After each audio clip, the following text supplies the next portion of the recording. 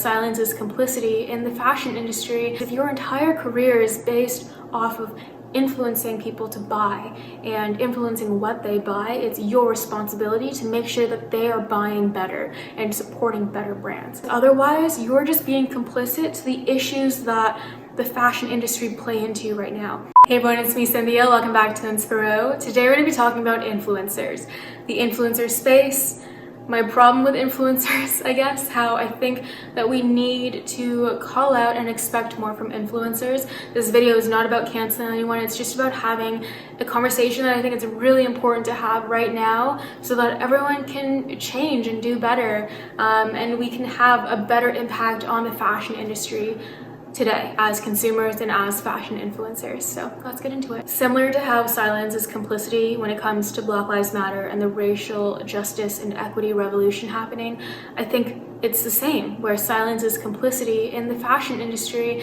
As an influencer, if you have the power and the platform to influence what people are buying, how they're buying, what brands are supporting, and how they're thinking about it, you have the responsibility to learn about sustainably minded fashion and also to work with brands that use ethical labor, that use more sustainable alternatives to fabrics, that have sustainably minded production, all of that stuff. It's your responsibility to influence better buying decisions and to influence people to support better brands. I've been thinking about this a lot, and yeah, like even if you don't claim that you're a sustainable or ethical fashion influencer and you're just an influencer, those two things aren't separate. They're the same now, where if you are part of the conversation around fashion, you need to also think about ethical labor and sustainable fashion, because otherwise you're just being complicit to the issues that the fashion industry play into right now. And it's all interconnected, right? So all those issues that stem from the fashion industry, where issues with garment workers not being paid fairly and how they're working in sweatshop-like conditions and how brands still haven't paid up for orders that they've made because of COVID, like that's all there. And it's important to recognize that garment workers are predominantly women of color. So it's a feminist issue, it's a human rights issue, and it's a racial justice issue, okay? That's just the ethics part of the fashion industry. And then there's the other stuff, like how fashion is still one of the most polluting and emissions intensive and waste intensive industries, and we all wear clothing, right? And I know for a lot of people, fashion is how we express ourselves, and it's the way that it's part of our identity, and I think that's amazing. But that also makes it all of our responsibilities to learn more and to do better, but especially influencers, because if your entire career is based off of influencing people to buy and influencing what they buy, it's your responsibility to make sure that they are buying better and supporting better brands. I know for a lot of fashion influencers too, they say it's their job, so they need more clothes. That's okay, but make sure that you're getting clothing from brands that are worth supporting, whether it's ethically made or made locally or made consciously or made in like a closed loop system. There are so many ways. And I'm not saying that they should be 100% sustainable or perfect. I just want to see that effort there, and I'm not seeing that. It's also usually when there's money on the table that you see that their commitments don't follow through, and that is performative allyship. If they can't say no to money, that means that they don't actually value and are not committed to what they should value. And in this case, it's sustainability and ethics and human rights and all of that. And I think examples of this, and again, I'm not calling out these people because I want to attack them. These are influencers that I follow, that I love, that I look up to, and I think it's out of a place of disappointment where I just hope that this is a conversation that sparks them to do better and to learn. Bestdressed, Ashley, she has such an amazing channel and such a big platform too, where she's talked about how she wants to be more sustainable. She thrifts a lot, which is great, and yet I see her wearing Urban Outfitters all the time, where they are a fast fashion brand. And also in the payup petition movement, I have an Instagram post on this if you want to learn more about it. Basically, brands refused to pay for their orders when the pandemic hit because people were shopping less too, and that at the end of the day means garment workers aren't getting paid. So the payup petition got brands to commit to paying. Urban Outfitters and Anthropologie and everyone under that umbrella still hasn't committed. They're like one of the brands left that haven't, and that's just a huge telltale sign of how much they actually care or don't care about garment workers.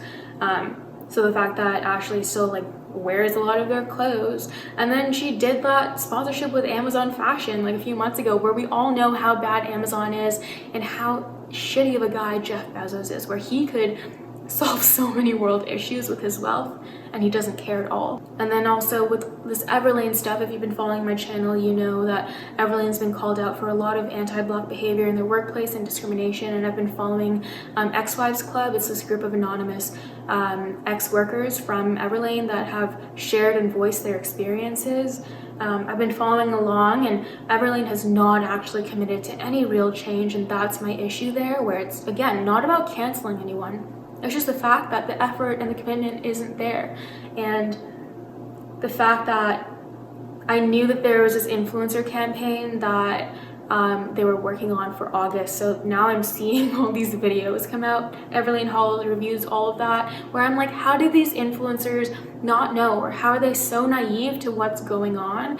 And that is where we should have these conversations to educate them so that they can do better. Or if they're putting out a lame excuse, please question why you're following them. You should instead try to go out and follow and support influencers that are trying to do good, because they're usually smaller and don't have a big audience. I know for a lot of influencers, there's also the worry that it's their main like stream of income, right? These brand sponsorships. But I also think that if you're actually committed and you have such a huge following, you can navigate that. There is a ton of sustainable fashion brands out there that I'm sure would be like would be so interested and would love working with these people. It just takes effort to carve that out, where you might just need to be reaching out to them more. But prioritizing those types of brand partnerships and sponsorships, especially when consumers want more of these options, and especially when you have so much power to influence what they're buying, you can make it work.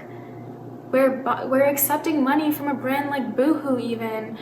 I get it, they have a lot of money, so I'm sure they're paying a lot, but what are you influencing at the end of the day? You're playing into and you're fueling this flame that's driving a lot of these issues where people's human rights and well-being are on the line. So yeah, I hope that in these instances that we just remember that, one, our individual impact matters, right? So as individual consumers, if you can be more conscious and intentional and buy less and choose better, I know it's overwhelming when you get into it, but it's just about those baby steps and those small conscious changes. It's not about trying to be perfectly sustainable. That's not a thing anyway. You can do so much, because imagine all of us collectively made a few small conscious changes, even in how we're buying as a collective, as the world. That can change so much. And that's why I feel so strongly about influencers and how there is this responsibility, because influencers impact so many people. Where influencers' audiences, imagine if they're influencing hundreds, thousands, millions of people, them doing some work can impact so much change, and it is their responsibility. It's our responsibility as influencers to do that. And then the other thing with the influencer space, and I've been thinking about this a lot too in my personal role in all this, if I even want to do this or even be labeled that, I think at the end of the day, like, traditional influencing is based on getting people to buy and pushing consumption, and that's why I don't want to be labeled as an influencer, but I guess I still am, because I'm on this platform. What I'm trying to do is share brands that are doing good so that you have options and can make well-informed decisions, where when I share a brand, I do the research. If you follow me, you know I look into how they make their clothes, the ethics, the sustainability, the fabrics, the production that they use, so that when you guys are learning about them, you can make the most informed choices yourself. And at the end of the day, in each of those videos, when I do choose to work with a brand too, I'm not trying to convince you to buy from them. I'm just trying to raise awareness that they are an option, and a better option if you are actually looking to add that piece to your wardrobe. If you've been following my channel, you know that I push conscious and intentional consumption so much, because again, you can't buy your way into sustainability, right? It's about knowing what we have and then knowing what things that we can buy that actually add a lot of value that we're gonna wear for a lifetime and feel good in. So let's say you do want to buy a new pair of like workout leggings, then like I hope that my review of Girlfriend and Organic Basics can help you know that you can buy a pair of leggings from a brand that's trying to be more sustainable and that produce things ethically, if that makes sense. But this idea of just getting people to buy stuff, like I hope that you don't get that vibe from me, because that's not what I'm trying to push. I think that's also so materialistic, where a lot of people that are like, this is so cute, you need this. It's like, then you're tying someone's value to what they own. Like, I don't like that at all. It all stems from you knowing like what your wardrobe does for you and where it lacks, so that you can make the best decisions. And I think that there's still a need for like those better brands to be shared, and that's why I do them, where I'm so picky and selective with the brands that I work with, where one, like their values have to align with mine in terms of sustainability and ethics. I've declined so many because they aren't.